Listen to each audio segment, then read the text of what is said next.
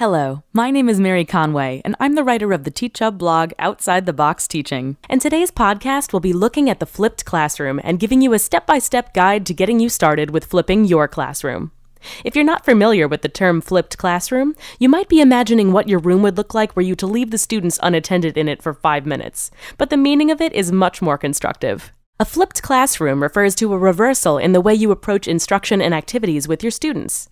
Traditionally, the teacher teaches students inside of the classroom, and then students are assigned homework to be performed on their own outside of class time. A flipped classroom reverses this approach, moving lectures to the home and the homework into the classroom space. So how are lectures moved to students' homes? The key to the flipped classroom is the recent influx of educational technologies like podcasting, video creation, PowerPoint presentations, and other shareable media.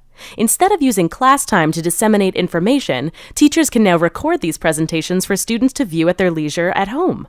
This is ideal for students who need to absorb content at their own pace, review information at a later date, or obtain content they missed from an absence. These at-home lectures are often supplemented with online discussions with teachers and peers. Then, when class is reconvened at school the following day, a vast majority of the time is utilized for engaging in discussions, activities, projects, or troubleshooting. Basically, many view the flipped classroom as an opportunity to give students information before class and then focus on developing skills and application during class. So how can you get started? Flipping your classroom can be incredibly simple, even if you're just starting out. Because of the abundance of educational technologies available nowadays, you can utilize whatever is within your comfort level. First, you need to decide on what information you want your students to have. What content would you normally deliver to them within the classroom? Once you answer that question, you're ready to prepare your at-home instructional content. Now, you actually have a few choices on how to do this. You can either create your own original content, or you can direct students to already existing content online. Between options like YouTube, Khan Academy, and other educational websites, it's easy to connect your students to quality content. If you'd rather create your own content customized for your classroom, then you need to decide on what platform you'd like to use. Consider writing a blog post for your website, creating a video and posting to YouTube, Vimeo, or your website, crafting a detailed PowerPoint, using an app like EduCreations or Explain Everything. Also, remember these tips when you're creating your content.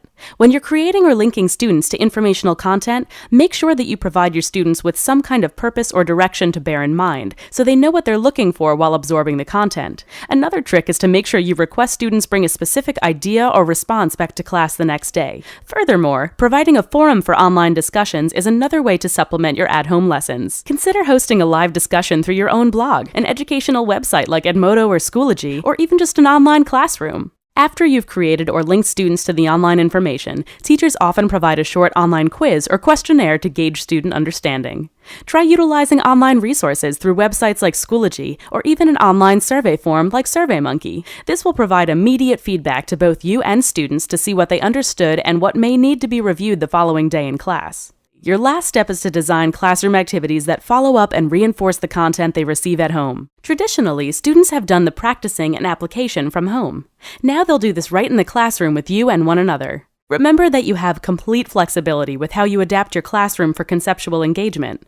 Try having students do homework or practice questions you might normally have assigned as homework, allowing students to work together on an assigned project, or holding an engaging discussion that deals with concepts from the online content. What's especially great about creating digital content for your students is that once you do it, you won't have to recreate it year after year. You can focus on maximizing your classroom time and work side by side with students as they gradually learn to master your course's skill and concepts. Remember that you don't have to completely flip every lesson. Start slow and gain comfort with each step of the process, and you'll see how far you and your students can go with the flipped classroom. Good luck!